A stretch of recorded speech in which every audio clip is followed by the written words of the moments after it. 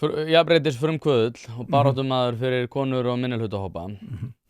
Mannréttindaráð Reykjavíkur og svona fjölbreytileika hugmyndir innan Reykjavíkurborgar og hvernig að hátta afmælum og annað til þess að koma til móts við til dæmis transbörn.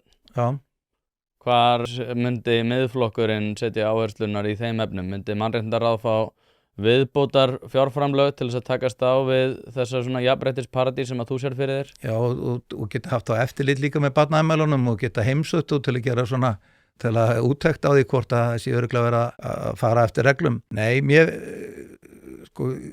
ég get alveg, í grunninn þá það þannig að þá ekki að skilja út undan.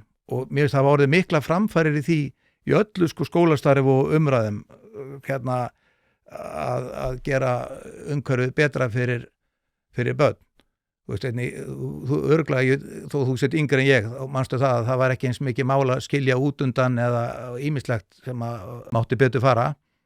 Þannig að maður þekkir þetta hvernig þú verið í barnaafmælunum að þú verður annarkvort að bjóða öllum bekknum eða bara strákum eða bara stelpum eða nánustu vinum.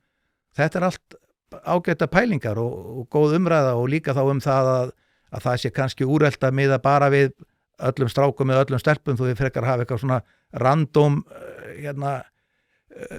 viðmið, þannig að smátt og smátt séu allir með en það séu einhver málefnaleg viðmið en það er ofstjórnun að halda að það sé hlutverk Reykjavíkurborgar að leggja línurnar það hvernig barnaafmæli eru haldin. Þannig að bara segja að það eru hlutir líka sem að foreldrar verða að bera ábyrgð á og fá að bera ábyrgð á og það er líka bara umræða á vettvangi skólans og svo framvegis